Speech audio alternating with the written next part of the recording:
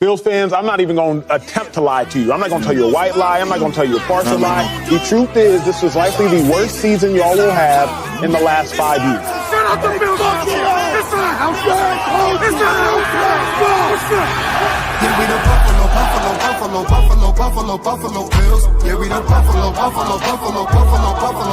Bills. You better know that. Look how we throwing and catching, cause we are unstoppable, yeah. You better know that. Look how we running and hitting, cause we are unstoppable, yeah. Reppin' the mafia, yeah. Reppin' the mafia, Bills, yeah. You better know that. Look how we throwing and catching, cause we are unstoppable, yeah. You better know that. Look how we running and hitting, cause we are unstoppable, yeah. Homie, now listen. Everyone play their position. Buffalo got a tradition. They say we trippin'. They better get out our way. Top of the table, we flippin'. We on a mission. Got an unstoppable team. Continue to follow your dream by any means. Buffalo, get in the Super Bowl ring. Cause we the Buffalo Bills. Yeah, we the Buffalo Bills. You better know that. Look how we throwing and catching, cause we are unstoppable, yeah. You better know that. Look how we running and hitting, cause we are unstoppable, yeah. Reppin' the mafia, yeah. Reppin' the mafia, Bills, yeah. You better know that. Look how we throwing and catching, cause we are unstoppable, yeah. You better know that. Look how we running and hitting, cause we are unstoppable, yeah. Mafia up in your city, time to get gritty. Screaming and yelling, we bugging. Look at the red and blue. This is an MVP year for Josh Allen. As an MVP voter, I said this last week. Josh Allen, he looks like an MVP. When you vote for MVP, and I can speak for myself, I think I'm one of 50 voters, you look at a couple things. Who's the best team in football? Who's the best player on that team in football? What do they look like as the best player on that team in football? And how much talent is around that best player on that best team in football?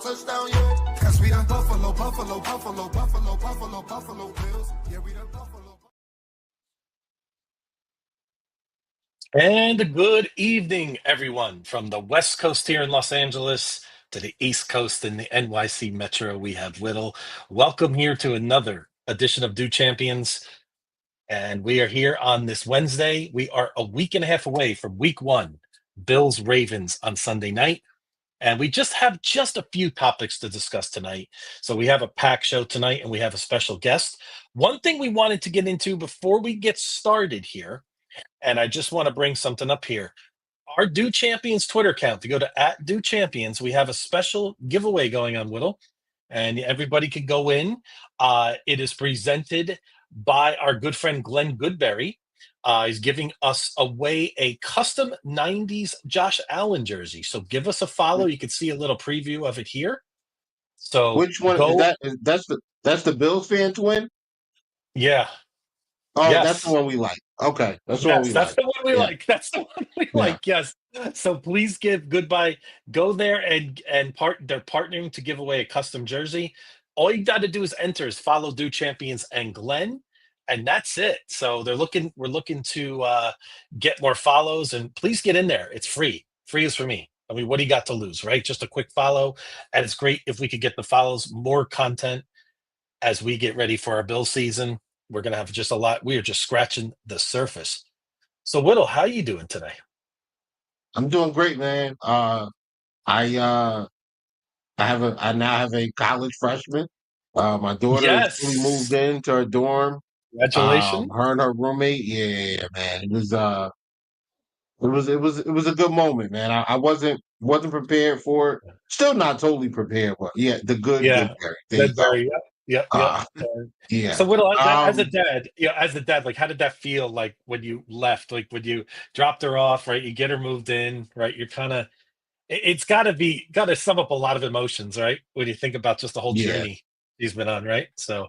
Yeah, no, it's like the morning of we moved a lot of her stuff in last week, but that was still not the actual day. So I kind of was able to kind of avoid some of the emotions, but man, I'm listening. Yesterday, everything just kind of hit me, and when I woke up, I realized like, wow, like my daughter's in college. Like I remember as a baby, and so you get hit with all of that stuff, man, and yeah. So somebody was cutting onions around me, and things got a little crazy. But yeah, and I'm happy and proud of her. She just did her like one of our freshman orientation classes today. She's already hit me up for snacks. So, the full on college experience is going on. Yep. Little, Yeah. But the today, more onions you cut up, the better of a dad you are. That's how I look at it. That's a good thing. So take that as a yeah, blessing. man. Yep. Yeah. She so we got that done, and she's close though, so that's good. But today we're gonna talk a little bit about, obviously we're gonna talk about the Bills. This is a very important week. Cut down day. The rosters go from 90 or 91 in our case to 53. And, the practice squad gets filled up, and, last minute free agent acquisitions, things like that, trades, all of that stuff is taking place, over the next few days. And but before we get into the Buffalo Bills, we're going to talk about one of our divisional opponents. This has been a long time in the making. We have Neil Driscoll here. He's a Miami Dolphins fan, one of the more knowledgeable Dolphins fans. Shout out to all the Dolphin fans that we interact with on Twitter. But Yes. yeah, like Hmm.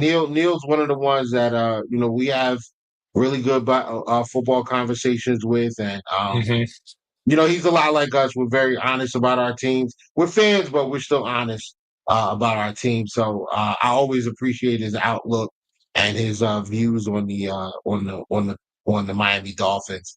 But before we get into that, Brian, let's go ahead and get the message from our sponsors out so we can get right back into it.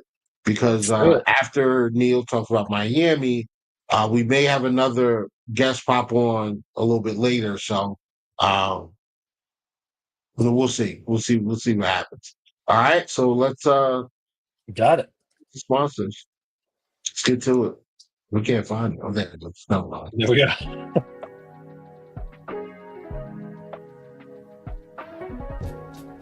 For the best Italian food in Western New York, Elliot Apollos, call 716-825-3675. The Lardon Construction Group. Fubo TV, the official streaming service of Do Champions. FanDuel, the official sportsbook of Do Champions. For all your summertime needs, beauty pools, as well as kayak pools. CX Chronicles, your total customer solutions focused manager. W.GG, the official energy drink of Do Champions. Hey, Sons of Erie, our artwork looks better on your walls. Hamburg Brewing, please visit our tap room on Boston State Road, Hamburg, New York. And finally, Fat Boy Surf Club for all your surfing needs.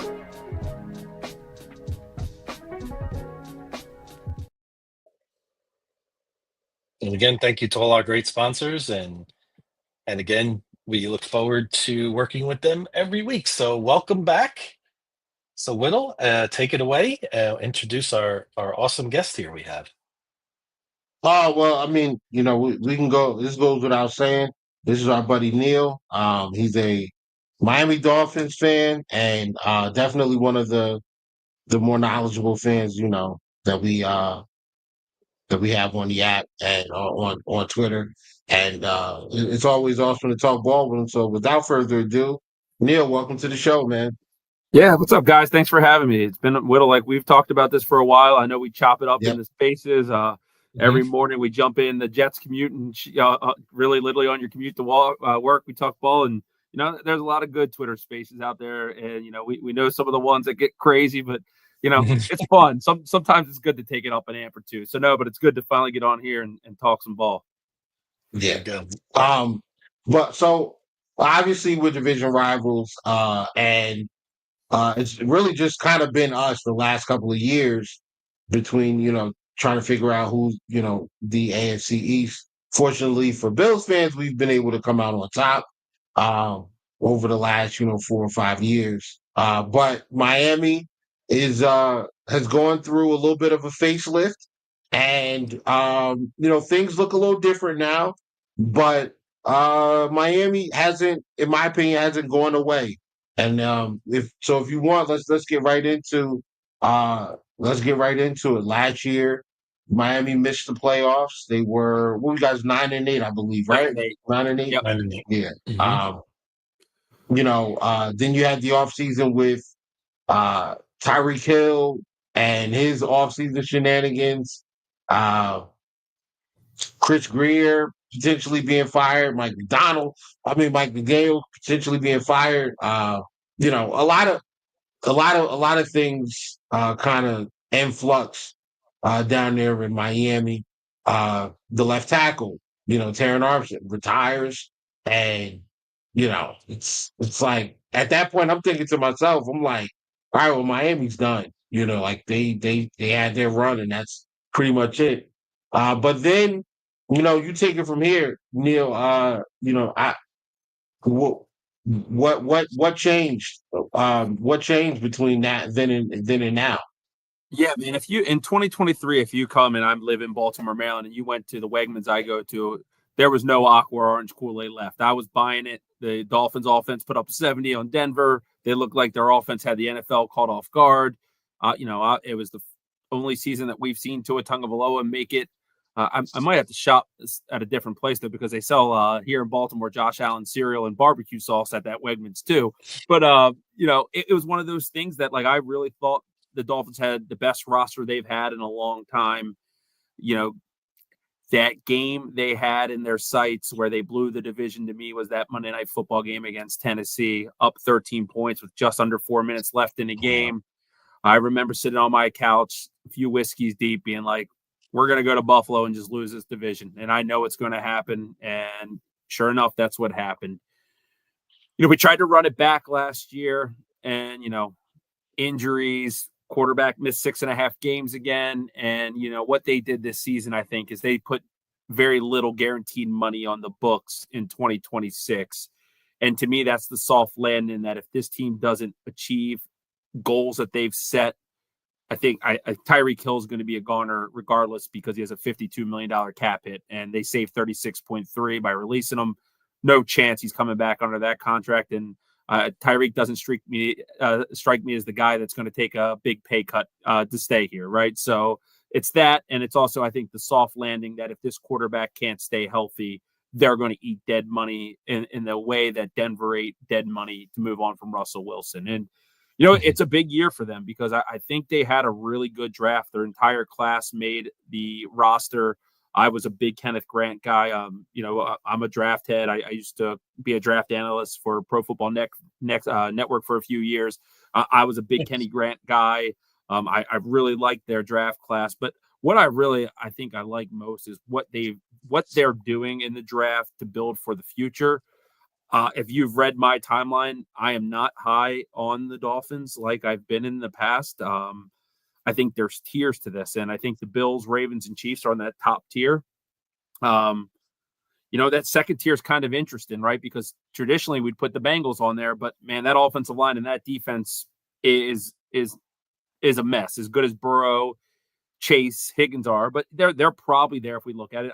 The Broncos, I think, are a team that are probably on that list. And just because the division they are in, you have to put Houston there. I think the Bills, the Texans, the Ravens, they could all win their divisions by a few games, and it wouldn't really strike me. But 7 teams have to make this playoff. And after you get through those 6 teams, that next tier to me is the Dolphins, the Steelers, and the Chargers. And I think one of those 3 teams will get in. They all have serious questions. I think the front 7 of the Dolphins defense is probably the strongest we've seen in quite some time. They got a contract done with Sealer. I mentioned they added Kenny Grant. The rookie who's really turning heads is a 5th rounder out of Maryland. Jordan Phillips has been awesome. I'll be honest, he's been as good as Kenny Grant, and Kenny Grant's been very good. So that is music to our ears. Benito Jones been kind of a little bit of journeyman, started his career, but he's a good depth type of guy. Our pass rushes is probably, if everyone can stay healthy, I'd say one of the better units in football. With obviously they brought in Matt Judon, they have Jalen Phillips, Bradley Chubb. The player I'm most excited about for the Dolphins this year, it's Chop. I think Chop is on the verge of breaking out and becoming one of the better pass rushers. Jordan Brooks and Tyrell Dodson are a good serviceable linebacker crew. William Gay has been a standout, but I'm not going to cut corners, man. Like they signed Rasul Douglas today. He's an average NFL cornerback to me. And he's going to start for us. Right. So when you're starting cornerbacks like Storm Duck and, you go out and get Julius Brents today off the waiver wire. I mean, you're Jack Jones, they signed to a 1-year deal. I mean, they are literally trying to put Humpty Dumpty back together again. Right. Mm-hmm. And I don't think moving on from Jalen Ramsey was a bad move, honestly. And getting back Minka was actually pretty nice. But in this league, when the 3 or 4 best quarterbacks in football are all in your conference and one of them you play twice a year, I mean, you don't want to go to battle with bad corners. So like that's what their Achilles heel is. And as good as that offense looked under Mike McDaniel in 2023, and, they were top 5 offense the year before. I mean, man, the chemistry between Tyreek and Tua is not what it was. And it's on and off the field. They need to transition this team, in my opinion, through Jalen Waddle and Devon Achane. They have the worst tight end room in football. It is what it is. You mentioned the retirement of Teron Armstead.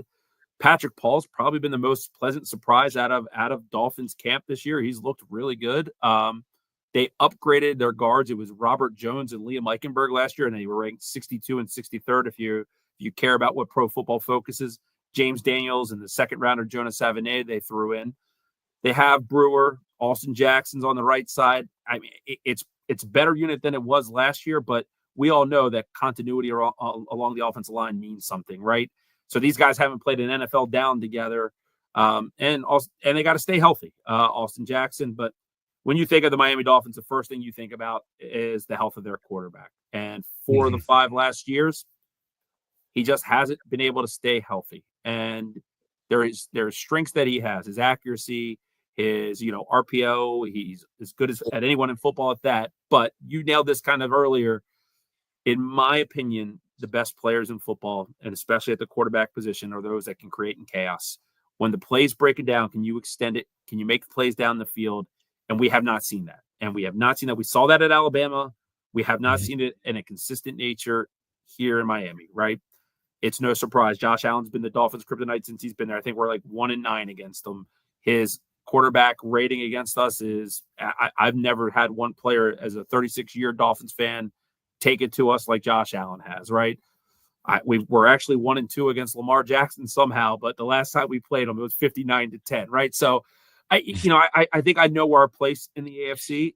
And it's one of those things which you never want your team to lose. And I never wake up Sunday saying, I don't want the Dolphins. But I will say this, them going 9-8 again and maybe sneak into a wild card could be one of the worst things that could happen to them, because it might extend everything they have in place for another season.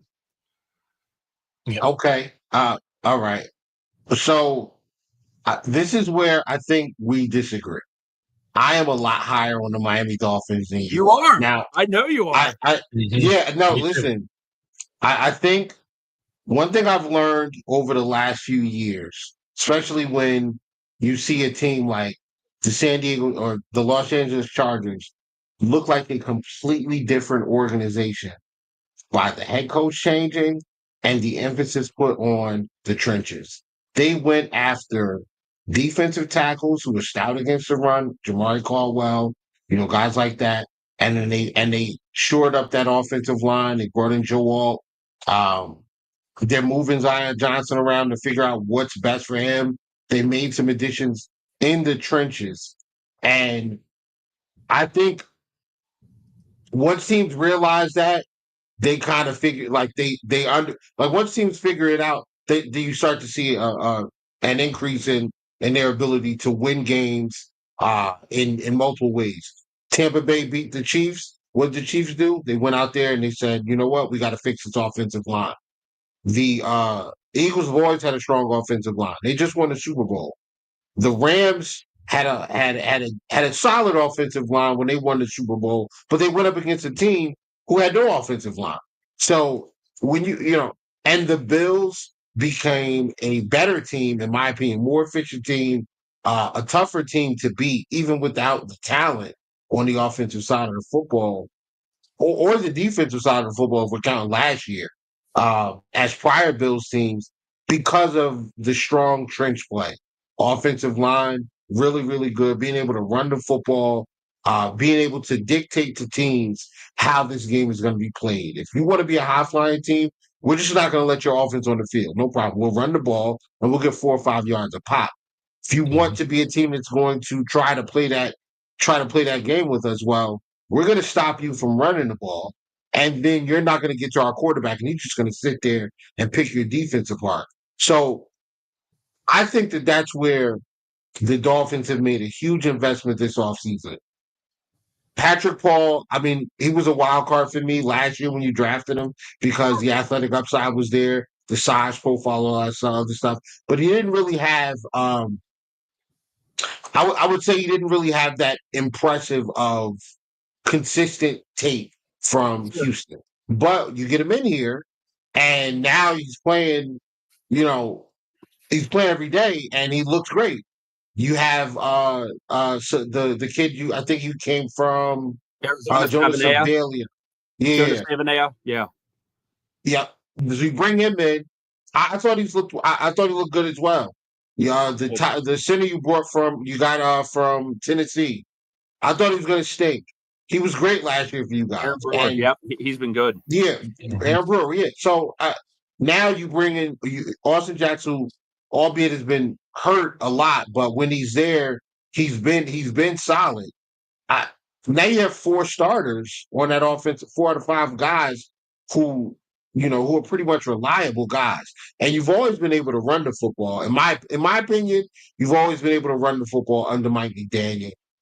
He's figured out ways to utilize the natural movement of a defensive line or a defense to get them out of position and then attack them in ways that the defense is not ready for. Now you have the ability I think you have the ability up front on the offensive line to now get the tough yards, in addition to still having some of that Mike McDaniel funky run scheme stuff that he likes to do.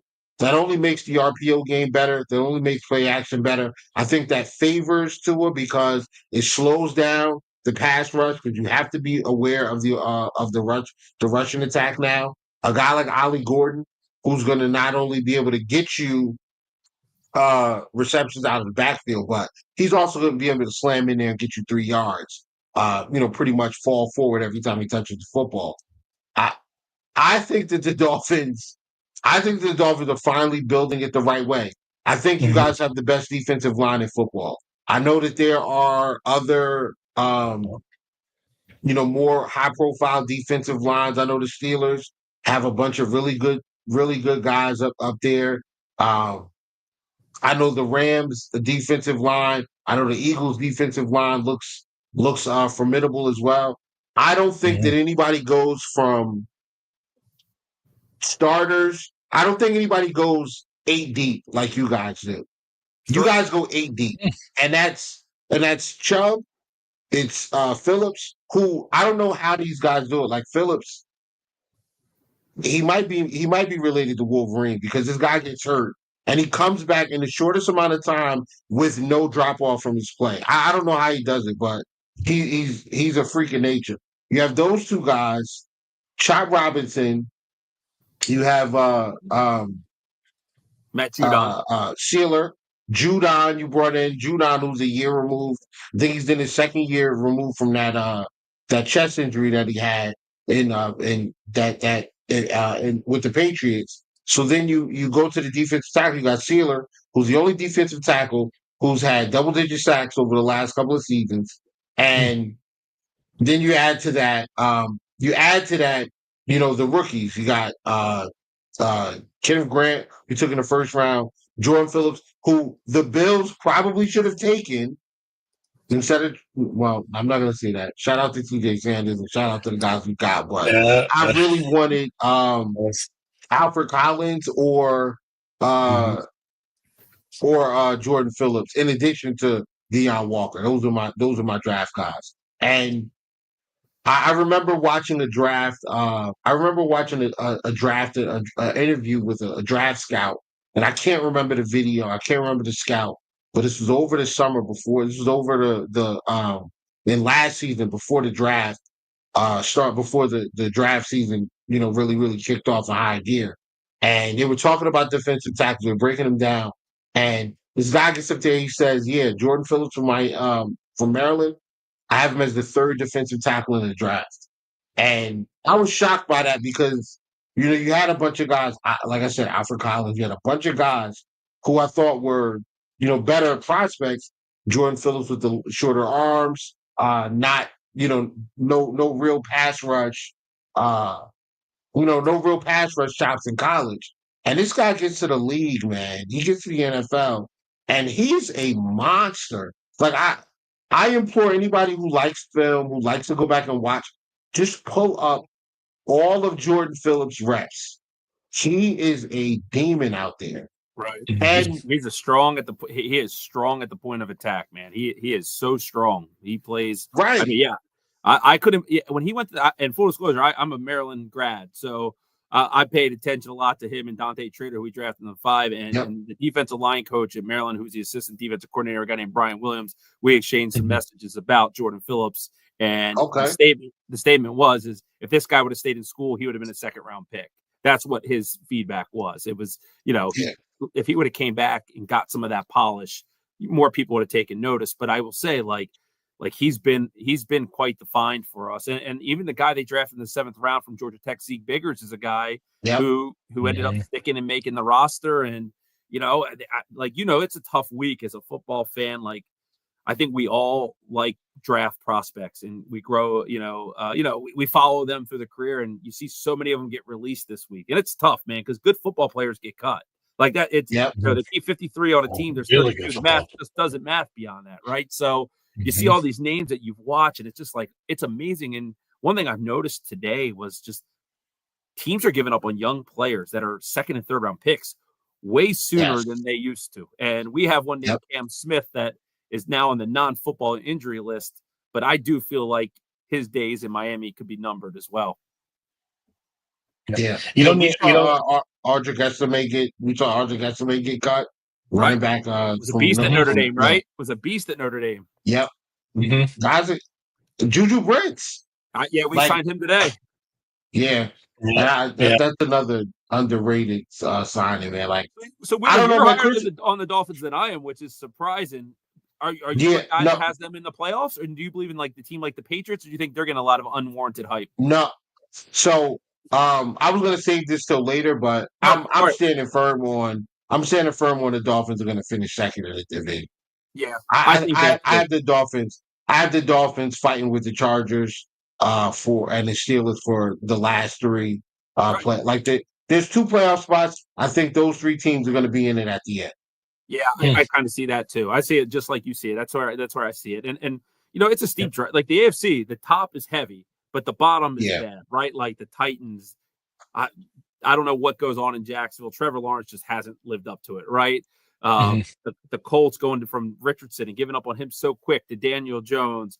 The Raiders, right? Like, they signed Christian Wilkins, and now he's gone. Now Jacoby Myers went out. It's just the Browns, for example. God, like that team. I feel bad about the Dolphins quarterback position, and I'm like, what does Cleveland get? Brandon Whedon, Manziel, like they can't find a quarterback. So I'm with you, and it's funny because if the Dolphins do what they do, like we all have opinions. I like to look at the trends.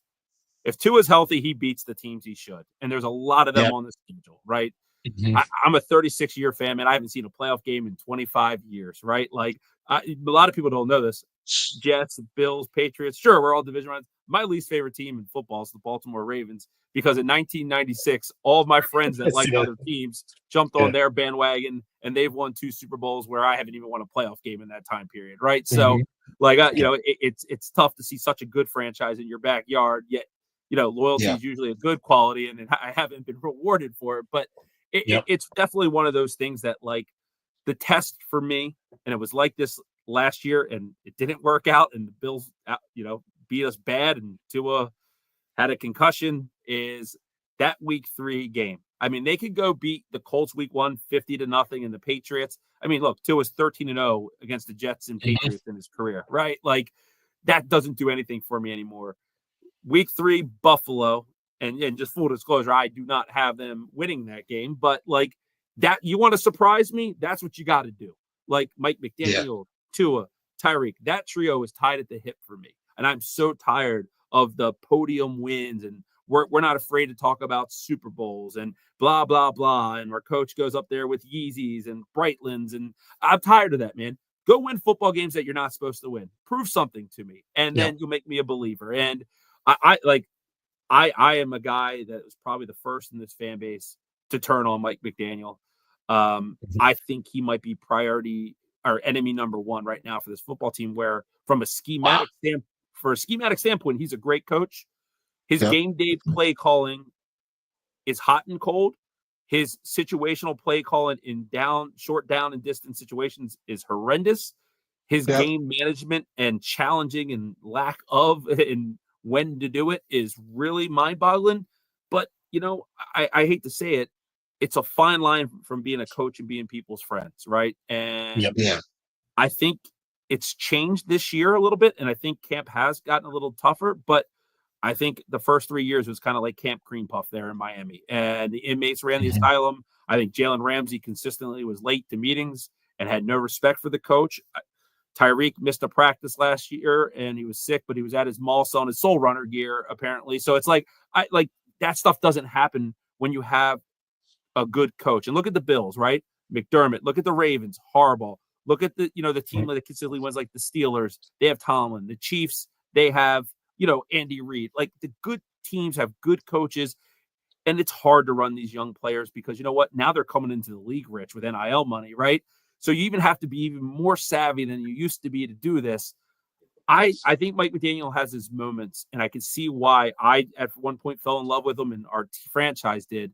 But this is a results-based business, man. And if you're in here year 4 and you've paid your quarterback, you've paid Tyreek Hill and Waddle more money together than any receiver tandems ever got in the NFL history, and you still don't have a playoff win, it's all just noise to me.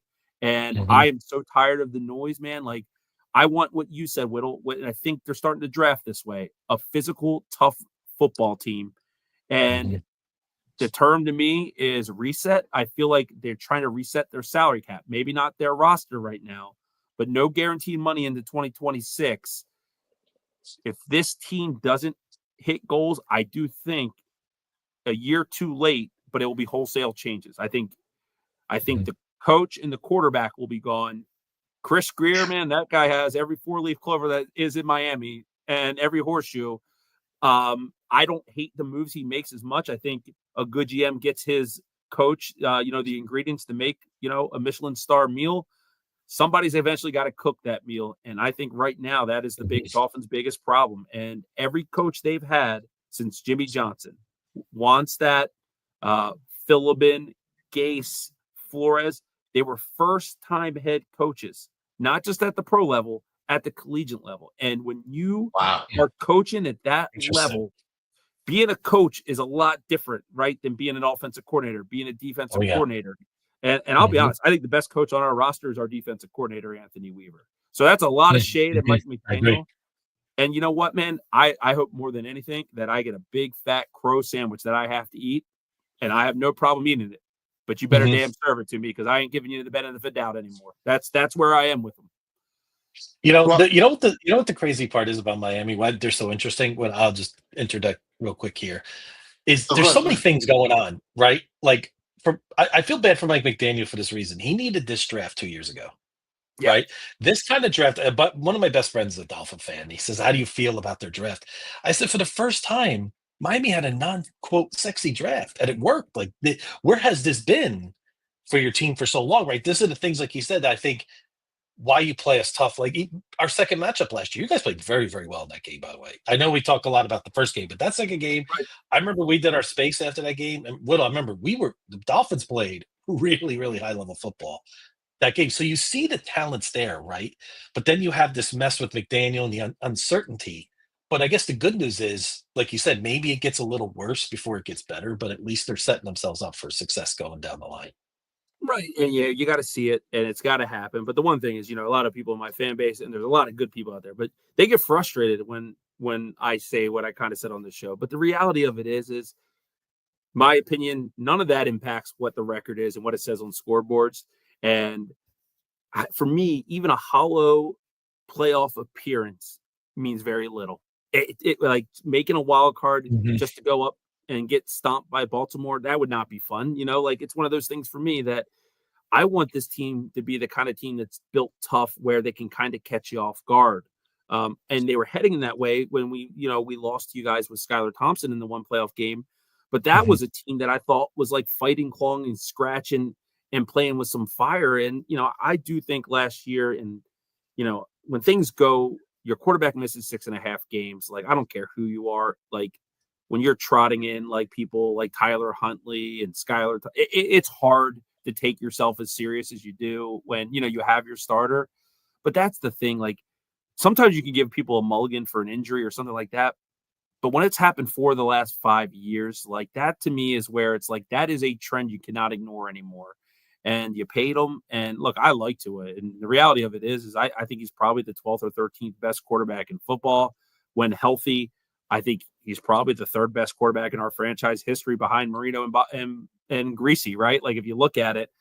But like, man, to me, when those injuries start to pile up, and it's not just the concussions, it was a finger, it was a hip. It's been a lot of little things. And the reason I think that hip injury that hit him in college was a lot more severe than we think because he lost that wiggle. I saw more wiggle out of him season 1, that Arizona game where he went toe-to-toe with Tyler. That's where I was like, holy crap, we finally got the guy. And I have not seen that same type of player. The player I see, like, you got to love. He puts his head down and tries to run over people to get first downs. But, like, you got to know your body. And is that first down worth no Tua Tagovailoa for 6.5 games? Because when you look at it in hindsight, the people that are like, you're crazy, you're too negative, their argument is we won 9-8 without Tua Tagovailoa for 6.5 games last year. And you know what? Yep. I think we win 2 of those games probably. Like, so, yeah, like I get it's glass half full versus glass half empty. Yeah. Maybe I'm being a little more pessimistic this year with reverse psychology. I don't know. But, like, it is funny. when Whittle's higher than the Dolphins than me, though, it's like, God, my drink's been spiked or something. We're in alternate reality right now, ladies and gentlemen. Yeah, no, I just value, I value the trenches, especially what you guys did on the defensive line. I can't get past that. You just like last year, you just had Chop and Sealer and some other guys that were there, but nothing really surrounding those guys, and they played well. Then you go out and surround those guys. Like obviously, you brought back Chubb and Phillips come back from injury, but then you bring Judon on as well, and like Brian will tell Beyond will tell you, I was a big sign Judon this offseason guy for the Buffalo Bills. I thought I said, look, we can probably get him for $5 or $6 million. He's 2 years, this is year 2 removed from that injury. I think he's going to have a good year. And then he signs with the Dolphins. So I just think you surrounded your core guys with the right pieces. Not to mention, I think your linebacking group is underrated. Yes, I agree. Corners, Russell Douglas did not play well for us. Clearly lost a step last year. Jack Jones, gambler. He's a gambler. It's jamming, right? Yep. And I like Juju Brents. And I thought Storm Duck played well for you guys when he got the opportunity last year. I thought he went out there and looked like an NFL corner. So I'm not as low on your secondary. I do think it's the worst in the division, but corner for sure. It's not the worst. Sure. Yeah, it's not the worst in the conference. No, I think the defense as a whole. I think the Dolphins have a very underrated defense, and I believe that they're going to catch a lot of teams off guard, especially over the first 2 months of the season. Like I really could see the Dolphins being like 5-3 going into the second half of the season, and then and then it's like, all right, well, now it's like, well, can you win cold weather games? Well, yeah, because now we have the guys up front that can stop the run, and we can also run the football. So I think the Dolphins are built to play better later in the season. But like you say, Mike McDaniel's got to get out of his own way. Just keep feeding the running back when it's working. Right. Like Yeah. you, You third have, and one, don't complicate this. It's third and two. Don't complicate it. Ollie Gordon comes in, A-Chain's going in motion. He's gonna pull a linebacker or a safety, and then we're just gonna run it to wherever the box count favors us. And that's that. yeah. It's not that hard. The goal Mhm. line fades that Tyreek Hill probably shouldn't be called in the red zone, right? Like, it's like, and look, the quarterback, like, we signed Zach Wilson, and like, usually you like to see a recycled young quarterback, right? He was a number 2 overall pick, but like, what I will say is he has no ability to process in this offense at all. I No. mean, Yep. he is. If Tua missed time, I think Quinn Ewers gives him a better chance to win than Zach Wilson, and it wasn't Yeah. insignificant. I mean, That's they saying a gave lot. him. Yeah, they gave him. I mean, they voided one of the years to strike it over 2 years, but they gave Zach Wilson $6 million to come here and be the backup. And it was Mike McDaniel's guy that he hand chosen because, the traits were there, but man, it's not clicking up in the head. I mean, I wouldn't say he was horrendous by you look at the box score of the preseason, but man, he was so late on so many throws, and he might have a cannon for an arm, but man, he underthrew people because he just does not have time and rhythm down. And this offense is all predicated off of the ability to throw with timing and rhythm. Zach Wilson has been a complete, in my opinion, dud as a backup to this quarterback. And that's where, again, if Tua can stay healthy, it wouldn't even surprise me if the Dolphins could be the 5th, 4th, maybe kind of team in this AFC and catch people. Yeah. But I will say this. I still think there's a big gap between the big 3 in the conference and them. And it to me, it is because of the quarterback position. Mahomes, Lamar, and Josh Allen are the 3 best players in football right now, and I don't think it's really close. And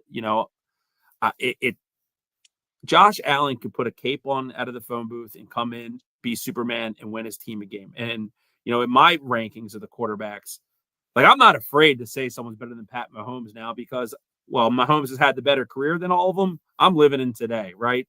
And I still think Mahomes is a smart, good quarterback, but I've watched Jalen Hurts outplay him in 2 Super Bowls now, right? And Yep. Lamar is awesome, and I was dead wrong on Lamar because he continues to evolve as a passer. 41 touchdowns, 4 picks last year, but man, he has a lot more support around him in Baltimore than Josh Allen has in Buffalo. Derrick Henry. I'm sure you would sign up to have Zay Flowers on your team tomorrow, right? Isaiah Likely and Mark Andrews is a 2-headed monster at tight end. I mean, Baltimore, soup to nuts, has probably one of the best coaching staffs in football.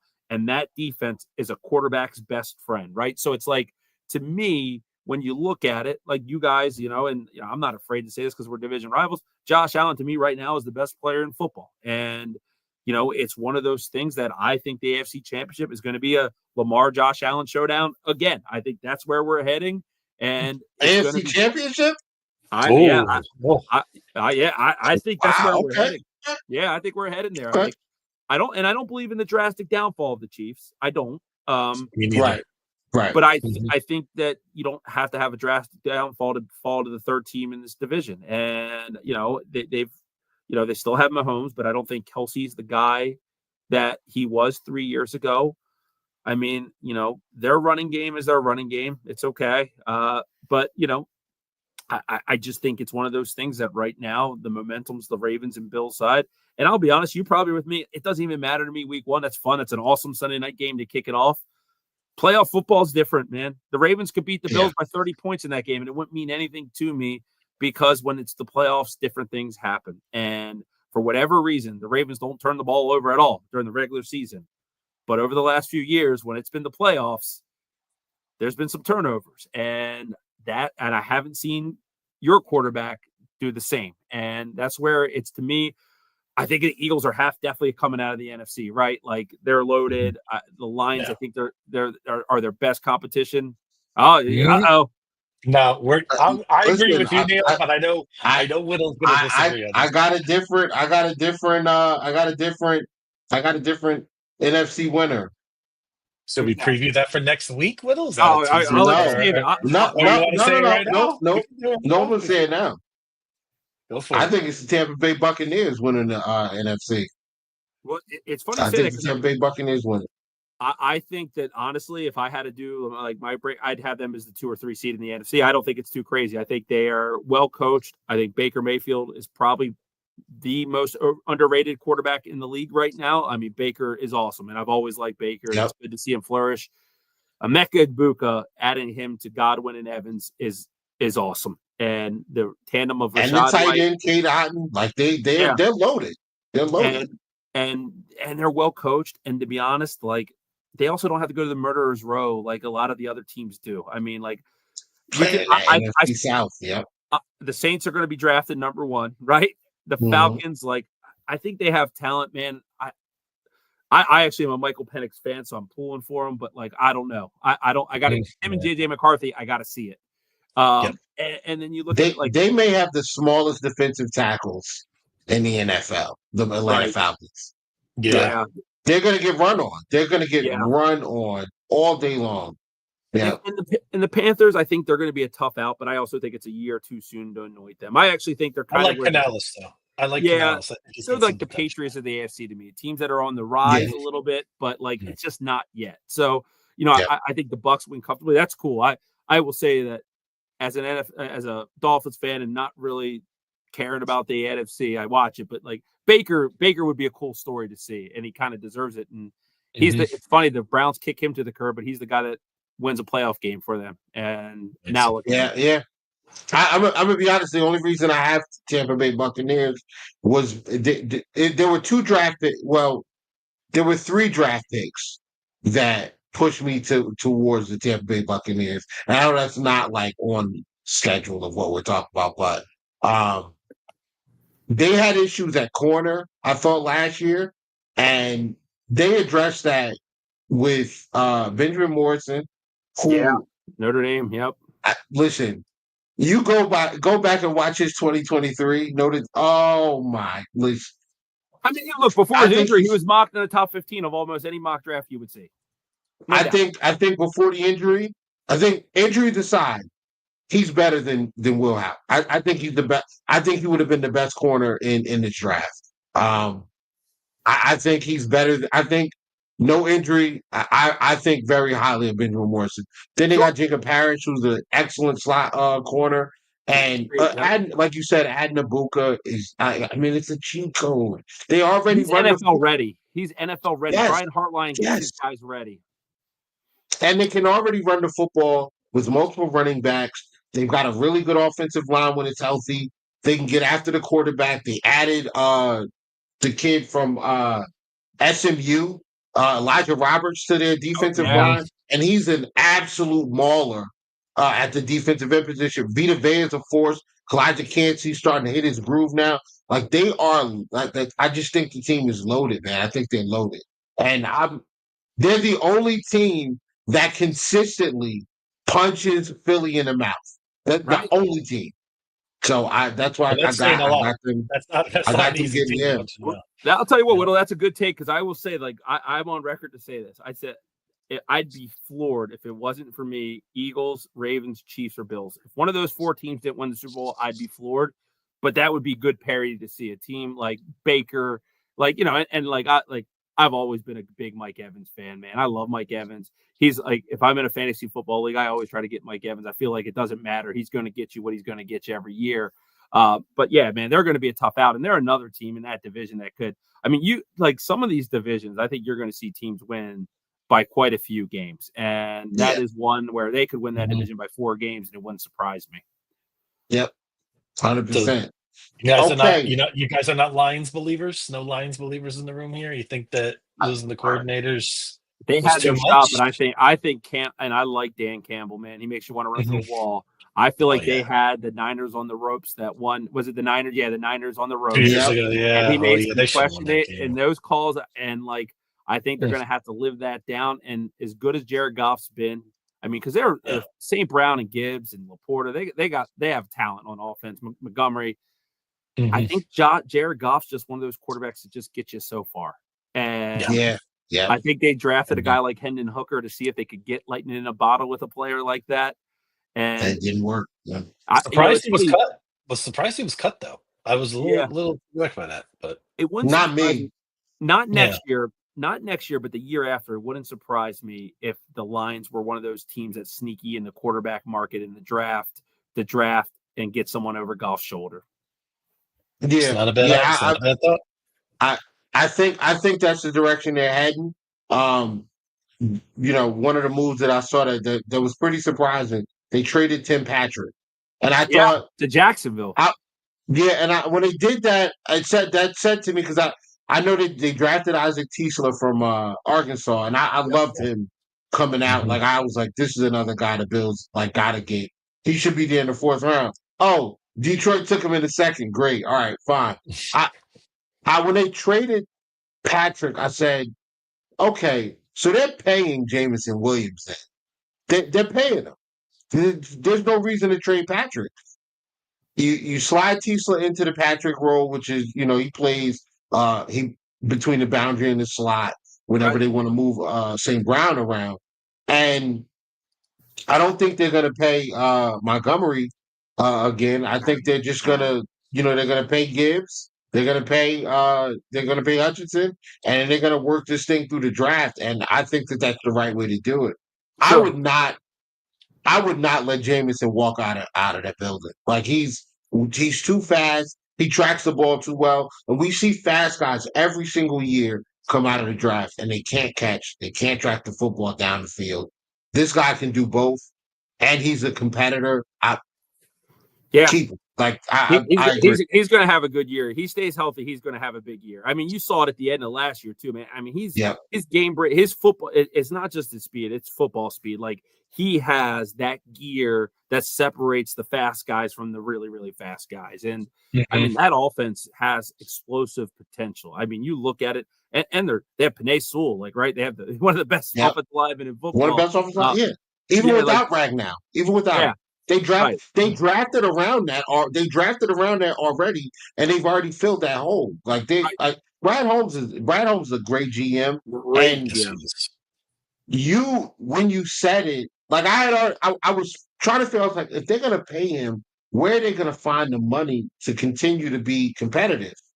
Golf is gone, and they're gonna draft a rookie quarterback, and they're gonna probably sell their soul and burn as many draft picks as possible, and they're going to go get their guy, and they're going to be great. They're going to be great.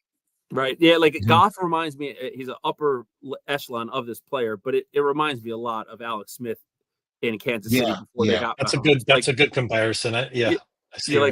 He's good, and they'll still give him that year and let the young guy hold his clipboard. But if Goff went down with an injury and they had to put him in late in a game, like if this guy could find lightning in a bottle, I think they would run with it. And I just think that's where they're heading. And because, like you said, they've drafted so well. Jack Campbell is another guy that I liked a lot coming out of the draft out of Iowa. I think Whittle's a big fan. I think they did a great job. Like the Lions are the team in football that draft the guys that I want the most usually. Like I sit there and I'm like, damn, they did it again. Damn, they did it again. Right? Like I'm like, Williams. Yeah. You got to pay those guys eventually. And a quarterback reset sometimes is the way that you find the funds to do it. So I think that could be something that's an interesting take. And it makes sense. I like the Lions. Talk about it. They're a playoff team to me. I saw a lot of people say that, they're not going to make. I don't see how they don't make the playoffs in the NFC. I think they're still going to.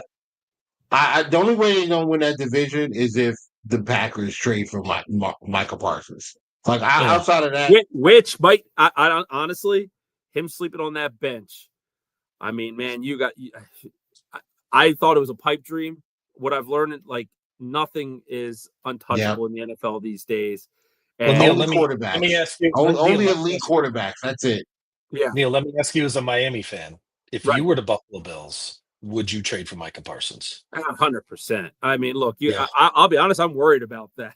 I think the Bills would make a lot of sense for him, right? Mm-hmm. Like, I mean, the way I look at the Bills is that they've drafted really good football players, but the heartbeat of that organization on that football field is Josh Allen. They have a good receiving core, but they don't need to go out there and find the alpha, right? They can get by. They get good savvy deals done with players like Khalil Shakir. Like, they got the deal done with James Cook. They have ample weapons for Josh Allen to do what he does. Great continuity along the offensive line. What I think they would need, if I was like looking at it and saying, okay, if they play Kansas City in another AFC championship, what could be the difference? it'd be a guy like Micah Parsons. I think that could be a little bit different. I know they picked up Joey Bosa. I don't know how he's looked, but to me, if you have Russo on one side and Michael on the other side, I mean, like, I know I've seen that has been hinted that the Bills could be interested in him, right? But like, you can finagle contracts in today's NFL where you're paying a lot of guaranteed money in bonus form and you're getting the cap hit extrapolated over years, void years. Like, you could get creative. So like the $45 million price tag is what it is. But I tell people this every time I see a contract. The only thing that matters is the guaranteed money and how it is shaped over the tenure of the contract. $250 million contracts don't matter if 50 are guaranteed. It's all about the guaranteed money. Everything else is just fluff because teams are savvy enough to find their way to navigate around that money and release players when they have to. I would think that if you were the Buffalo Bills and you're in the window they're in, that's a move that I would explore. I mean, it's a move that I would, if they are going to say, hey, I'm going to trade him, because I would say this, they much rather probably trade him out of the conference than in. Yep. That's true. Yeah. If I'm gonna be honest, if I'm the Bills, I'm not doing it. If I do, if the Bills were to do it, he's got to come off the line of scrimmage. Right. I can't play him completely at defensive end for 3 down. Like, I can't have him as a 3 down defensive end.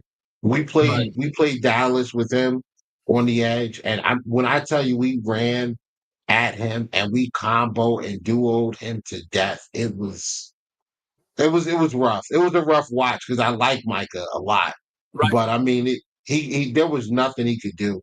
I mean, they just put big men on him, and he couldn't do anything about it. So Isn't we that just the ran knock right on at him, him. though? I've heard the knock on him from Cowboys fans is that he has a tendency to disappear in some of the bigger moments. And, that if that's the case, I don't follow the Cowboys that tough. I just know whenever I see a primetime game and Micah Parsons on there, I watch number 11 and I see him making plays. Yeah. But it's funny because in a Dolphin space that I was in, they asked me, like, would you trade Micah or would you get rid of Chop Robinson to acquire Micah Parsons? And from a football standpoint, the answer is, yeah, I think Micah's a better player, but I'm intrigued by the upside of a guy like Chop with a $39 million difference in pay, right? Like, you know what I mean? Right. Because you're paying a 15th quarterback money in the league for a pass rusher. And, when you got one on a rookie deal, like, it's hard to pay that type of money on a defense line. Like Myles Garrett, as good as he was, I'll be honest, I thought he was going to be a Buffalo Bill. I really, really did. And the Browns ponied up and paid him. But like, look at their team now. It's Myles Garrett and a bunch of anything else. Yeah, pretty much. Yep. Pretty much. All right, Neil. So I know this tends to happen when we have what I consider ball knowers on the pod. Yes.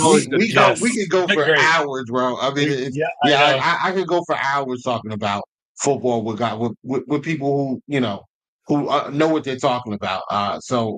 But yeah, I want to get back to the Dolphins.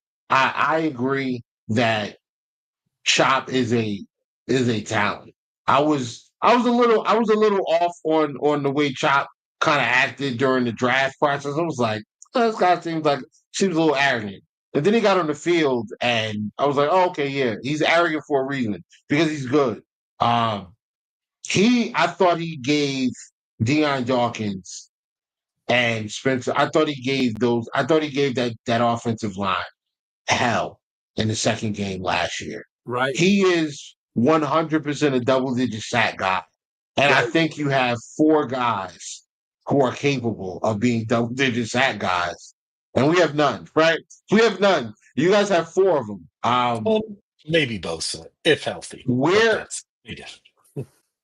I know you're lower on them. But like looking at the schedule, you guys are playing the second place schedule. You're also playing the South, the NFC South. So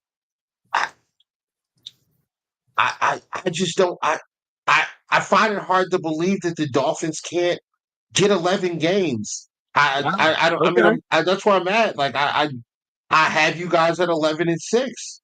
I'll say this: when you look at their schedule, it was really hard for me not to get to the 10 wins, and I fell back in the 9. And the reason why was I usually give them a game benefit of doubt, being optimistic, and I kind of like did the opposite this year. But when you look at their schedule, I think you're 100% right. Like there are a lot of winnable games, especially in that first half of that season. And like again, like if this team figures out how to be a football team, they really have figured a way to get tougher. They really have eliminated some of the distractions that they've had, right? Like they've had defensive back rooms that love to go down to the strip clubs in Miami and be late to practice. That's been there for a long time. Yeah. So it's one of those things to me. It's like, if they won 11 games, I'd be pleasantly surprised. But I agree with you that there is a path for them to get there. And got to stay healthy, right? But the talent, I think, on this roster, it's not as big of a jump off as it was from. Like, I think they might have overall more talent on their roster this year, despite not having Jalen Ramsey. Yeah. And like, I don't want to crap on Jalen Ramsey because I still think he's a good football player, but we never saw the Jalen Ramsey that was playing for the Jacksonville Jags or in that Super Bowl run for the Rams. We never had that version of him. He made some good plays. He helped us out win a one Raiders game. I mean, you got to remember, he came and he was hurt for the first half of that first season. He tore his ACL in camp and he had a miss and he came back and it was a big jump start. But like, we never had the version of him that was like the gold jacket potential type of player. So as much as the cornerback room is an area of concern for me, it's not like if we would have kept Cater Coe and he didn't get hurt, I'd have been like, damn, okay, we're all right. It's one of those things, but like, yeah, man, I think they could win. And you think about it, like you said this, I agree. They're the second best team in this division. And I think it's probably the Patriots at third. And, you know, our buddy PD won't like this, but I think the Jets are going to be in the basement again. But I think they're going to be a tough out. And I like Aaron Glenn, and I think Aaron Glenn's going to be more what they thought they had with Robert Saleh. But I do think that they're going to be in striking distance. And the guy that I don't want them to get is Lenore Sellers. So I want them to win enough games to be out of the top 5 and not get 7 and 10. Yeah, 7 and 10. How's that sound, right? And I'm sure I'll hear about that in the morning. But I think we all are going to hear about probably. It. Yeah, I saw a video. Somebody posted a video with Lenore Sellers threw a 60-yard ball, to Nick Harbor. 60-yard ball in stride. He did insane. Not slow down to catch the football. It's unreal. It's unreal. Everyone's talking Archman, and they're talking about the wrong quarterback, in my opinion. I agree. I think Sellers is Sellers in the draft class. Yeah. I'm not high on Nussmeier. I'm not high on Beck. I'm not high on the kid Aller. I'm a Penn State guy, and I'm not high on Aller. No. This kid Lenore Sellers, I think he's going to be a problem. And then the other guy I like a lot is the kid at Arizona State, Sam Levitt. Oh yeah. I don't know if he's eligible to come out, but I like him a lot. He's eligible, but he's got eligibility left to stay as well. I think he has he can come out, but I think he has another year or maybe 2 years of eligibility. Yeah, he puts together a strong campaign. He put together a strong year this year. I think he's a first-round draft pick. He fared very well against Texas last year, and that's what stood out to me. So if he puts together a strong year, no camp statable, I think he's a first-round draft pick, 100%. 100%. For sure. Okay, I got a couple of tough questions. Let's go. The Miami Dolphins win 11 games. Go to the playoffs, lose by 3 touchdowns. Does Mike McDaniel get fired? Yes. Okay. My opinion, he has to win a playoff game to save his job. That's my opinion. I don't know if that's factual, but I'll say this. I think they held on to him for another year because I think there can be a potential Hall of Fame coach that becomes available. And the guy that I think could come available, if what I'm predicting happens, and I don't want to get blown up in spaces, but if Aaron Rodgers sabotages the Steelers, I don't think it's going to be the Steelers' decision. I think Mike Tomlin's going to find a way out. Okay. All right. That's my hot take of the season. I think Aaron Rodgers is kryptonite to franchises now, and I think the Steelers are next on the list. We'll see. I mean, listen, that could either go really, really great or really, really terribly with him and DK Metcalf there. Like those are some interesting personalities. I like their chances to be a playoff team. I think they're very good, but it could go the other way. All right, next tough question. Does Tyreek Hill make it through an entire season wearing a Dolphins uniform this year?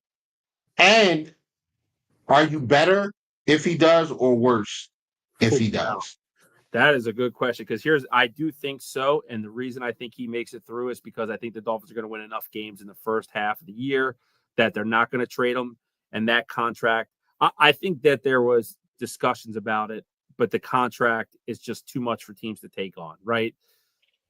The thing I will say that's going to sound crazy because I still think Tyreek Hill is the best player on the Dolphins. And he had 900 yards last year with one wrist and a quarterback missing 6.5 games. Tyreek, what I've seen of him in Miami, he's the best player I've seen since Dan Marino, and it's and the only guy who's in the same wavelength was Ricky Williams for those 2 years in 2002, 2003. Mm-hmm. Ever since then, I mean, Tyreek has been amazing. I will say this: I think the Dolphins are a better football team without him for this reason.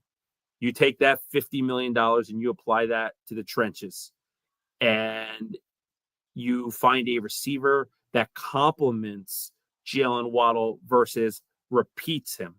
They're speed receivers. They do a lot of the same things. It's awesome when you're playing bad secondaries and bad coach teams and you can run all over them. The smart ones know how to slow them down. You jam them. You don't let them off, get free releases. My dream is that they find a player that's a guy like a Mike Evans, a guy that can win a contested catch, that's a savvy route runner, that can keep moving the chains. Because what I think their offense has become is that Tua can put up gaudy stats, feast and famine, big plays. But what we need to do is sustain football drives. Let the clock be on our favor. I think we try, honestly, I think Mike McDaniel definitely compliments Tua Tagovailoa and helps him be very productive. But sometimes I feel like we're too pass happy. And one of the reasons I think he takes too many hits is that we're passing the ball way more than we should. You said this earlier. We need to run the football a lot more. So, I think they're actually a better team without Tyreek Hill.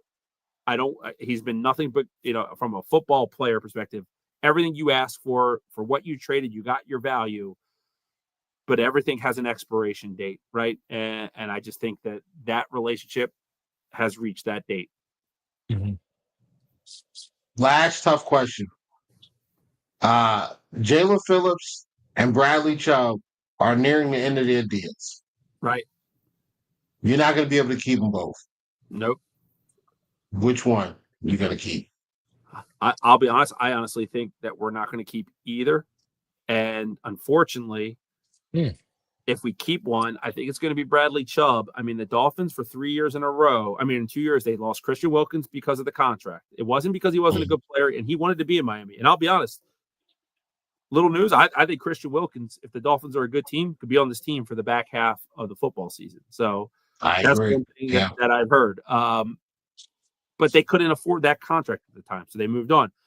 I don't think Javon Holland was as bad as people thought. I thought he had a bad year, but he's been a very good safety. That was a send-in player they had to move on from him, right? You nailed this. I think as good as Chop Robinson is, another guy that's going to have a big season playing across from him is going to be Jalen Phillips. And if the guy stays healthy when he plays football, and where I gained all my respect for him was that playoff game that we played you guys tough with Skylar Thompson, it was Zach Sealer and Jalen Phillips carrying that load, right? I think Phillips is a guy that's going to have a good season, and we know how stupid free agent money is. They can tag him, but the Dolphins are in a tough position to tag because let's say Tua Tagovailoa doesn't pan out this year. There's a lot of dead money. Yeah, you're not going to restructure them to save 30. You're going to cut they don't have the cap allocation to really afford to keep them, which sucks to me because I think Jalen Phillips could be the nucleus of a great defense and teams. I'm sure the Buffalo Bills would have a lot of interest in a guy that they've played against that's shown that type of potential. If he hits the market, he's gone. Like, that's the way I see. So I think it's more likely that Chubb, because of we have Chubb under contract, I think, for like $12 million next year. I think Phillips is going to hit. I mean, look, I know I think he can get close to $20 million on the open market per season.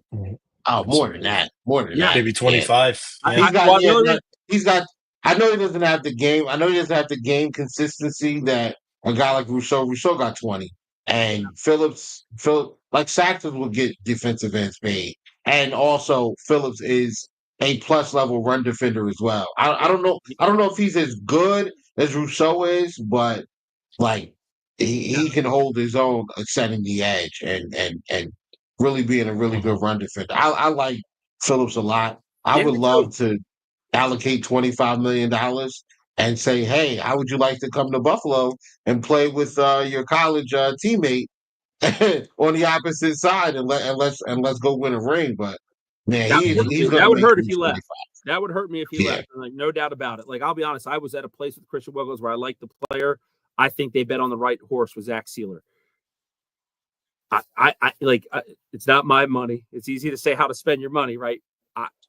If he stays healthy this whole year and puts up the production that I think he can, I think you got to find pennies under your couch if you need to keep a guy like him around. Yeah. And you know what? If you guys get to a playoff game and it's competitive or you win, I mean, that's something that you could, because like the one thing I like to do when I watch these games, especially like the preseason, is I watch the actual starters, the actual guys that are going to play when the season starts. What do they look like on the sideline? Right. And Miami sideline, like these guys are cheering on the guys they know are going to get cut, and they're talking to each other. And it's not just like normal, we're teammates, but you genuinely see Chubb, Phillips, Jude, like these guys like each other. Right. They like being, and I think they understand that when all of them are together, they're all going to be better players. They may not all get the numbers, they may not all receive the accolades, but they're going to be collectively a great group, a tough group to stop. So I mean, that the free agency is when you really find out what type of a player you have. Do you have a player that's a me guy or a team guy? And you're going to find out. I like Phillips a lot. I hope he leaves, but I have a feeling he stays.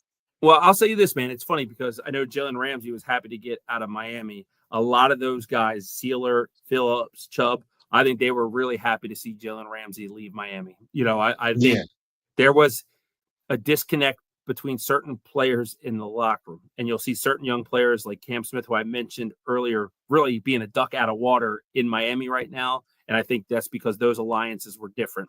And you know how that NFL, it's sacred in there, man. It's different. And when it's a real brotherhood, it's a real brotherhood. When it's fake, you can see it on the football fields on Sunday. I do think that the Dolphins seem to be a tighter unit than they were last year, but I always lived my whole life by the old Mike Tyson adage. Everyone's got a plan till you get punched in the face. I want to see them maintain that through adversity. And when things get tough, I want to see them come together and overcome some of those things. So, like, it's funny. Like I said, week 3, they got to prove me against the Buffalo Bills. I mean, that's a tall task to beat. That's one of the 3 best teams in football, right? So, it's not always the win and loss in the score. That's not like I want to see them go. And when Buffalo punches them, they fight back, right? Like, and we've seen them have a couple of those instances over the last couple of years, but it's not consistent, right? And that's what I want to see is that they're not afraid to go toe to toe, and we'll see. But I think that's a really good point by you because it is that video that went viral of Phillips and Chubb like jumping out of their seat when McClendon got a sack. It was good, and I was just like, man, you be careful, Phillips, man. You've been on the IR 2 seasons in a row. Right. Don't pull a Grammatica on me out there. Right. Yeah. All right. So, last question. Neil, I'm gonna let you. We're gonna let you get out of here. I'm gonna ask you for your predict. I'm gonna ask you for some predictions. Division winners, playoff teams, championship game, or not championship game, but Super Bowl teams, and your MVP. Okay, I got it. So division winners, I'll go from the AFC. I think Buffalo is going to win their division. I think Kansas City's going to win it. I think Houston wins it, and I think Baltimore wins it. I think the Eagles win it. I think Lions win it. I think Bucks win it. Rams, I'm actually going to go with the Niners. I think the Niners are going to beat the Rams. And I like the Rams defensive line. I have a feeling that we're going to start to see the beginning of the end of Matt Stafford there. I just do. I think the injuries, and I love him, by the way. I think he's a warrior. So playoff team, the championship, I think it's going to be Buffalo and Baltimore in the AFC, and I think it's going to be Philly and Detroit. Man, this is where you guys are going to hate me. I have an Eagles-Ravens Super Bowl, and I actually think the Ravens are going to win it because when they get there, they're always prepared for it. I just believe this is the year that it actually clicks, and why I give them. I just think that draft class with Mike Green and Malachi Starks on a defense that was already really good. Now, would it surprise me if it was Buffalo that beat them? No, not at all. I think Josh Allen has their number. So MVP of the league to me, I was going to say Joe Burrow, honestly, before I saw the preseason. And I was just like, man, like if Joe Burrow makes it through the season, they should put him in Canton. You know what? I'm going to say it's going to be Jaden Daniels. I think Jaden Daniels is going to be the MVP. And I'll say this. I really think it's a battle between Allen and Lamar again, probably. But I don't want to take the lap. I'll go and take a risk and say Jaden Daniels. Look, if you can score 45 total touchdowns at the quarterback position or more, you're in it. And the only guy that I think can do it to the level of Lamar and Josh Allen is Jaden Daniels. Now, I say that the Commanders are a team to me that could have a very steep drop-off. And sophomore slump is a really big thing. So, I'm not a confident guess in that. But I'll tell you, man, every year when I think the MVP is chalk, something crazy happens and makes me look like an idiot. So I got a dark horse for the MVP. I want to hear it. Baker Mayfield, man. Dude, Come on. I would think love Baker's it. going to put up, last year, Baker put up numbers. I think Baker's going to have a great year. I think Mike Evans is going to be healthy. I think Godwin's going to be healthy because I think Ibuka's going to get a lot more work. I think Kate Otten's going to get a lot more work. And I believe in Morrison and Parrish, man. I think that defense is going to be stingy. I'm telling you, man. I got the Bucks, man. I got the Bucks. I like it. No, Shocking the world, bro. I've always, it's funny. I've always liked watching the Bucks. I don't know why. I've always liked them. I don't know if I always thought their stadium was an awesome stadium. I've always liked, the creamsicle jerseys back in the old Doug Williams days, and I've always liked the Bucks, and I think it's cool to see them kind of be a team that, they fall through some bad quarterback drafts as well. Josh Freeman, all that, to get Baker Mayfield the way they did as he kind of got recycled in the league and see him. I mean, Baker Mayfield's a top 10 quarterback in this league, man. I don't care who has a list. If he's not up there, I don't agree with it. Yeah, I'm going 100%. For MVP. Go ahead, I'm going to go with something that will drive certain fan base out of their mind. 2-time defending MVP will be Joshua Patrick Allen. Oh, there you go. Once again. Now, I'm not saying I'm not giving away a Super Bowl pick yet, but I'm just saying I'm going to go with what Neil said, best player in the league. I'm going to go. I think Josh could be even better this year. So I think he's got a great chance to win it again. Look, it's got to be exciting to have Josh Allen, right? There's no doubt about it. Here's the thing. All these predictions and everything, what I think is amazing, and I was watching the broadcast when the Ravens had a preseason game, and it was talking about the Buffalo Bills and week 1 against the Ravens, and it was Tony Dungy, I believe, who said it. He's like, yeah, it's going to be a good kind of opening Sunday night football game. And these teams are going to feel each other out because they both know that they're going to be there when the season ends. That has to be a good feeling. And Whittle, I know you've been a life longer, and it's nice to meet you. And I know you've been a life longer, but it's you went through some dark days before this all happened. Oh, right? you better believe we did. And that's what I tell everyone. Once you find out the quarterback position, all those other needs don't look as big anymore. And NFL becomes very, very simple. Keep my quarterback upright. Don't let him get hit. Give them some weapons to make plays. Let's ride. That's it, right? And I think the Bills are there. And, it's funny, man. Josh didn't come out right out of the gates year 1, and it was the Josh Allen. And, I have a couple friends that are big Buffalo Bills fan. We drafted the wrong quarter. I heard it, right? And it's funny now I watch them and they're the biggest Josh Allen fans. And it's like just a little bit of patience, man, goes a long way. Yeah. But like, think it's funny because we're division rivals.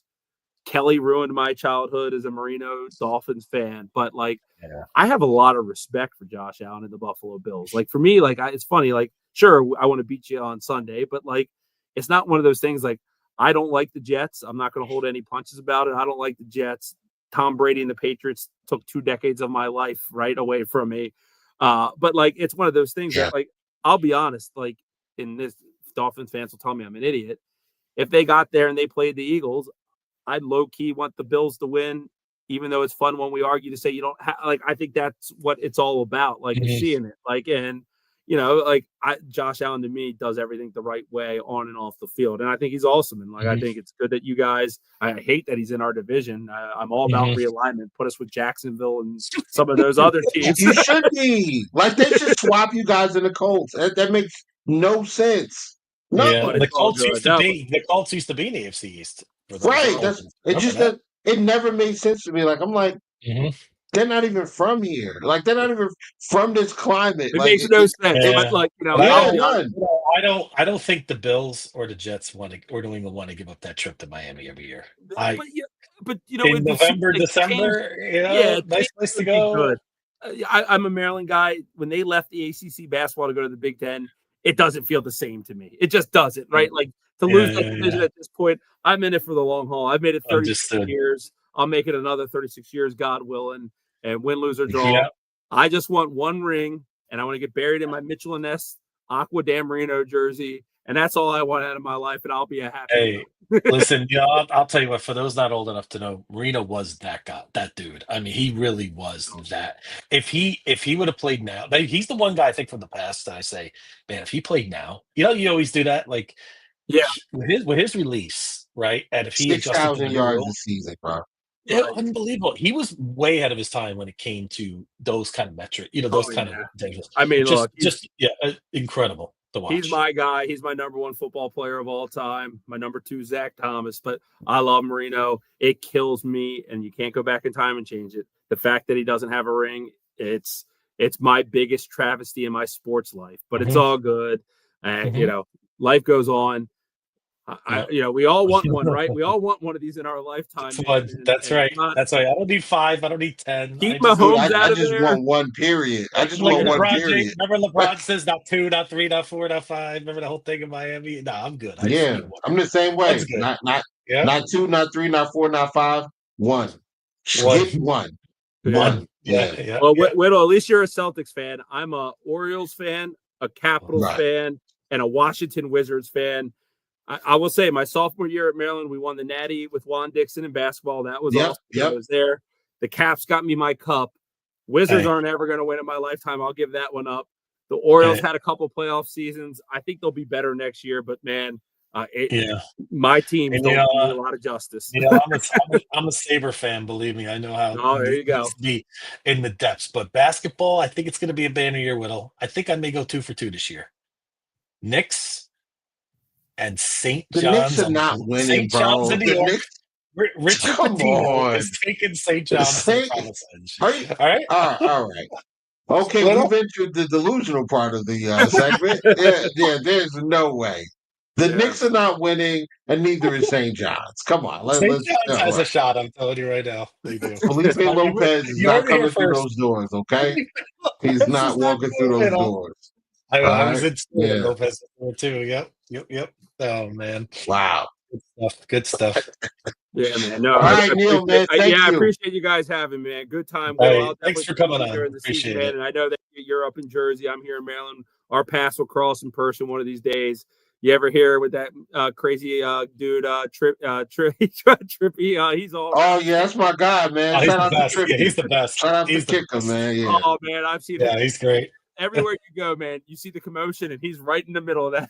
He's a lot of games, man. What I like about him is he talks the talk, but he even like last year when we lost playoff, he was right there front and center with us.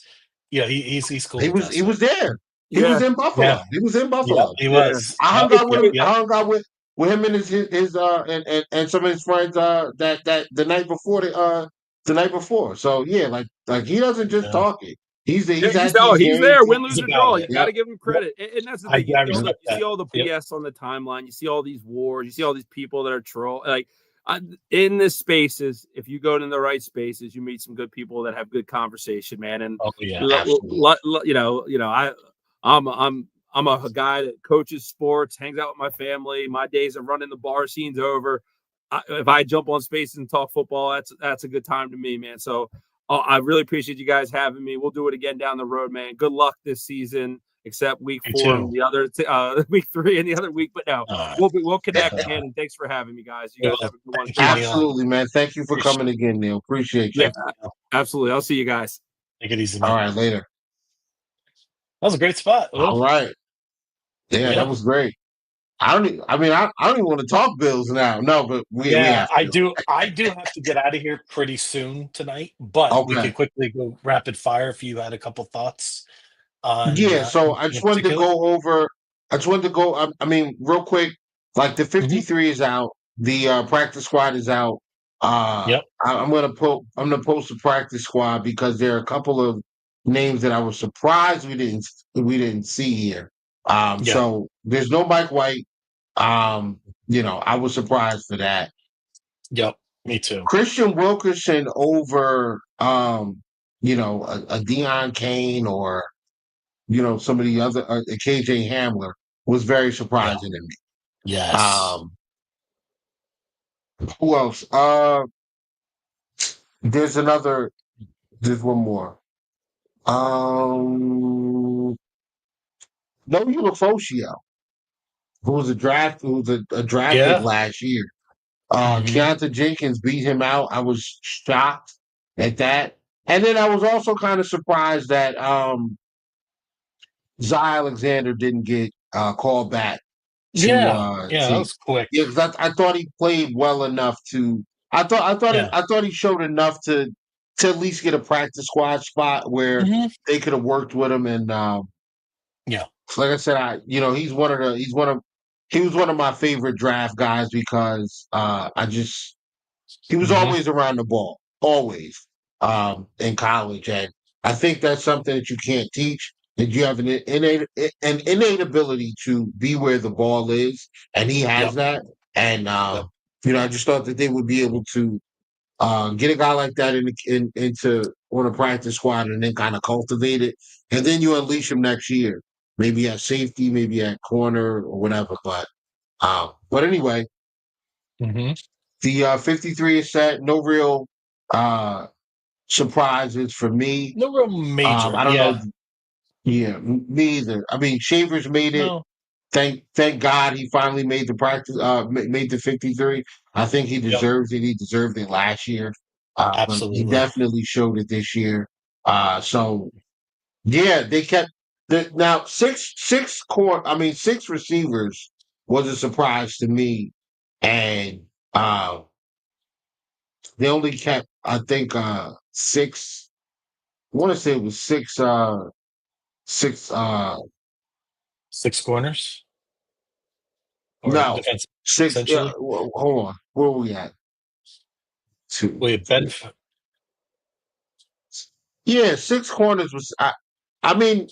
They usually keep 6 corners, but I don't really count. Do you count Codrington? You don't count him. I don't really count Codrington. Like, so they really only kept 5, and that to me was a little surprising because of the way that we've dealt with injuries, especially this offseason with Hairston going down and now Trey White kind of being iffy on whether or not he's going to be ready. But Codrington by far is the best returner we have on the team, and I'll take that. And when he did play this preseason, I said, he didn't look out of place like he did last year. What are your thoughts on the 53 and the? I mean, listen, it's sort of like I feel like it's 55 just because of Hoyt and Ogunjobi. We got to have them back. That's gonna be so interesting, Whittle, because we had our bye week right after their suspension is over. So that's gonna be interesting to see what Brandon Beane's got cooking around that time, whether we have a trade or somebody gets released. So it sort of feels like that to me. So there really weren't any major surprises in that sense. I was a little surprised we didn't bring Hamler back on the practice squad. I don't even know if he's been picked up yet. I'm kind of surprised he hasn't. And that's not just Right. because of the hard knock spot, which was great, by the way. But in that sense, I was just surprised that his skill set didn't hasn't gotten a look for somebody, but maybe he's weighing the options. But yeah, generally overall, you're right. There were a couple surprises. Ulafojo, I was very surprised that he wasn't even brought back on the practice squad. So that pick was a miss for being. It's just the way it goes in this business.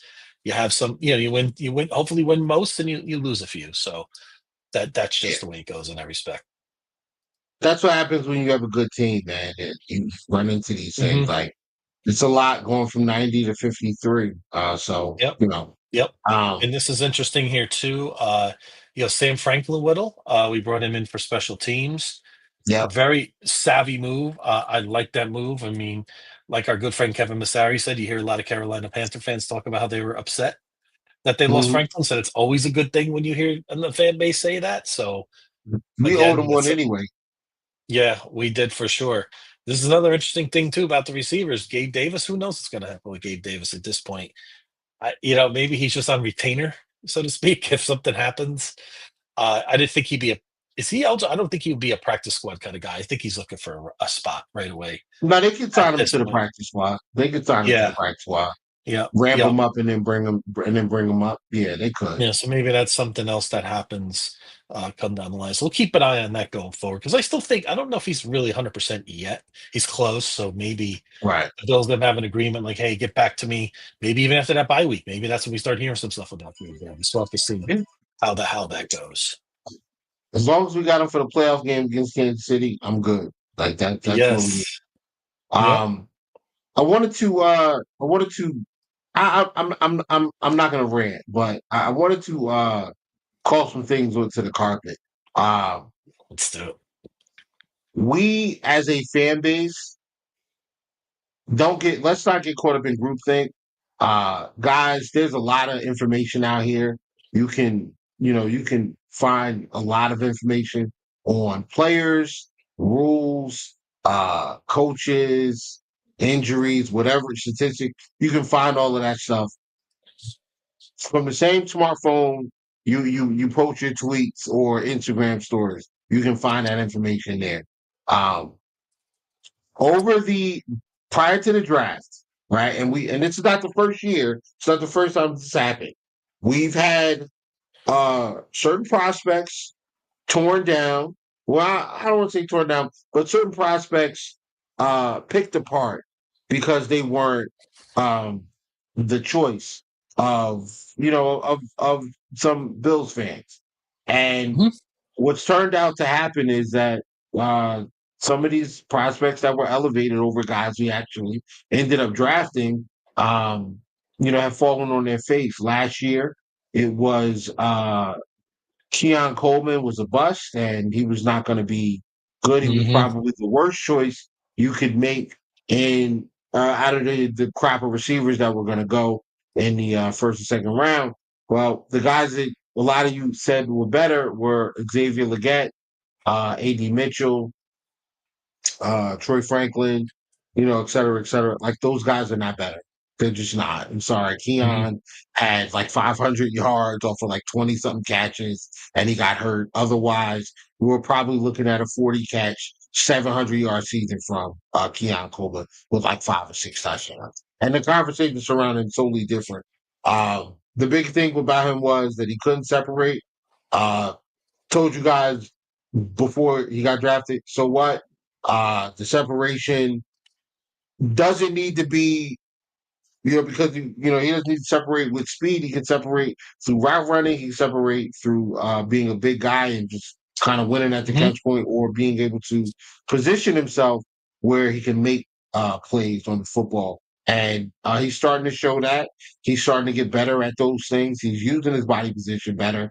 Um, as our good friend Alex Brasky continues to report from practice, that Keon Coleman is doing a great job of using his body, using his uh, route running, using his size to create separation and to create uh, areas of opportunity at the catch point where only he can make a play on the football. Um, and despite that, despite Keon looking like he was on his way to doing great things before Jordan Poyer, newly acquired Buffalo Bill Jordan Mm-hmm. Poyer, hit him and messed his wrist up. We did it again with Deion Walker, guys. We did it again. We did it again.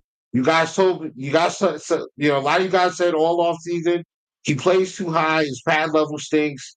He's not a true nose tackle. That's not what we need. He's not going to be great against the run. And some of you guys have been Bills fans for a very long time, know a lot of football, and still don't understand this team.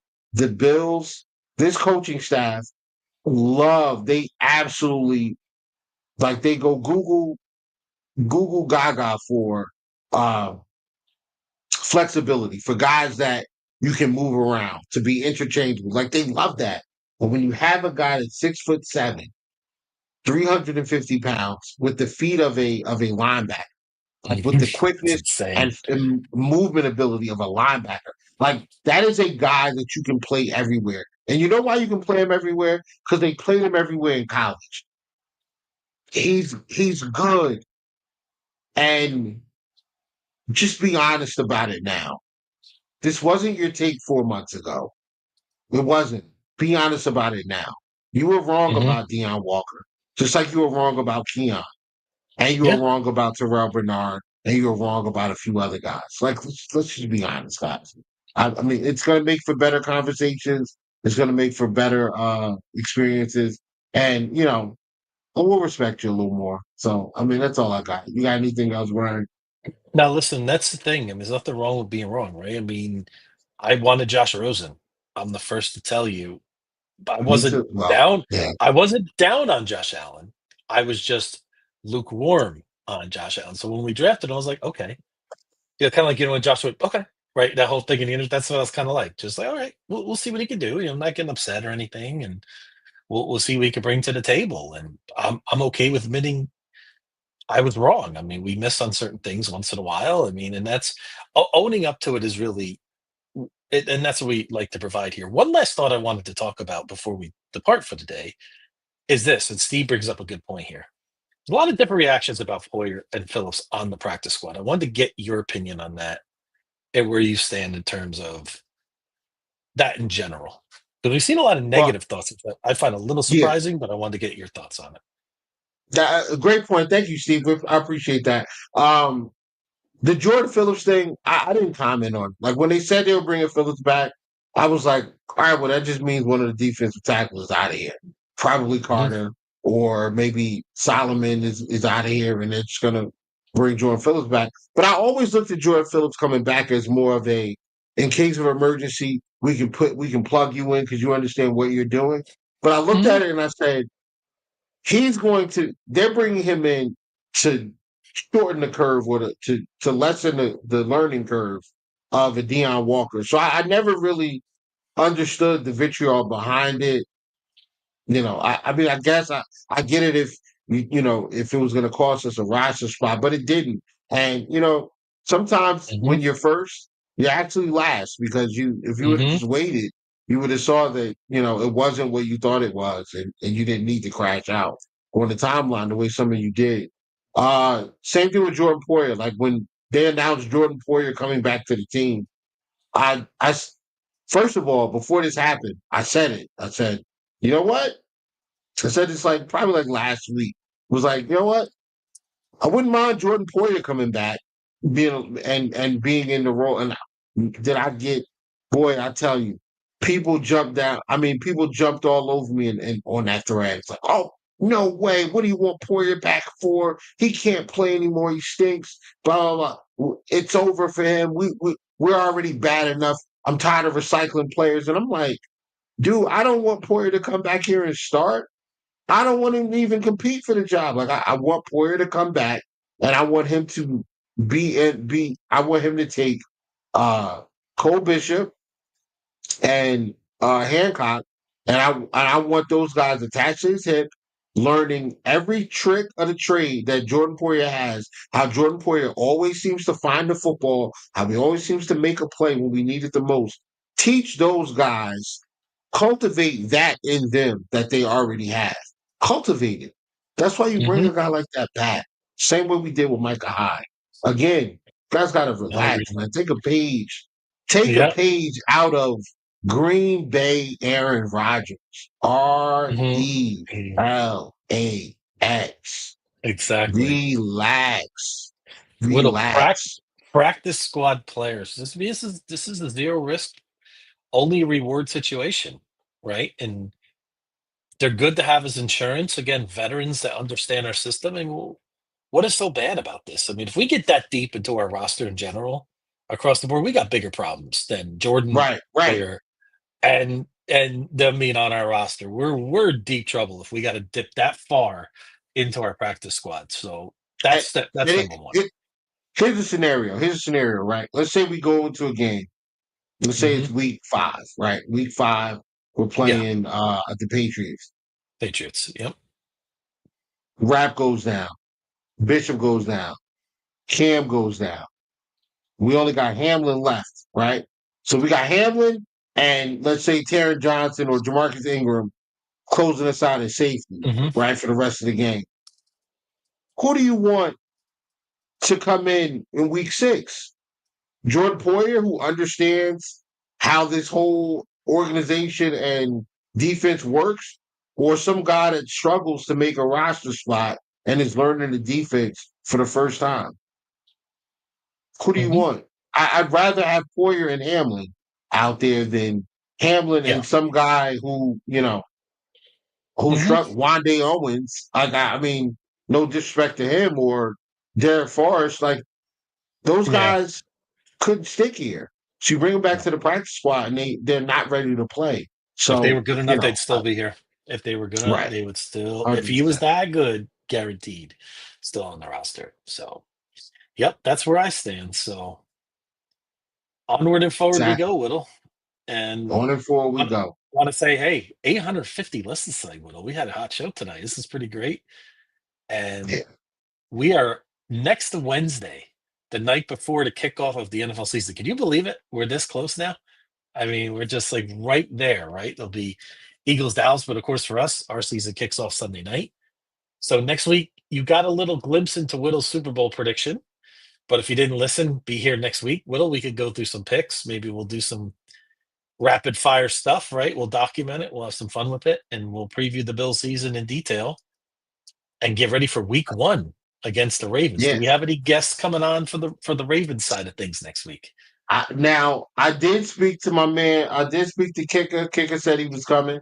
So I just got Nice, to confirm that. And then, excellent. we did the podcast we did the barbershop podcast Yes, yes, with yes. Trey. So I'll reach out to Trey as well. Trey might be Great. watching. If you watching Trey, I'm gonna hit you up tomorrow and see Yeah, if we can get you in and Trippy up here together. We'll do a little talk round Ravens. table. Yeah, And I'm gonna be honest, man. Like I'm probably gonna reach out to a bunch of Raven fans, and we'll just try to have like a rapid fire thing. We bring different yeah. Ravens fans on. We'll talk to them. And Bill, Let's do it. listen, Bills fans.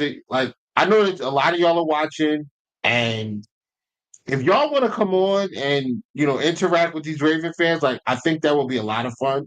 Mhm. So We could do we that. got That some sounds like a posters on great the idea. wall. We got my man Dog. Dog, we're gonna need Oh, you let's get next week Dog to in there. come on Yes, as well. we need Dog. Get the Yes, crowd riled yeah, up. Yeah, and yeah, shout out yeah, to Lee Sean, my yeah. the mayor of Bills Mafia.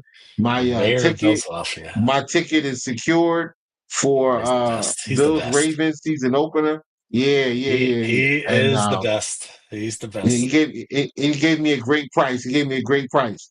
Great Yep. price. I appreciate it.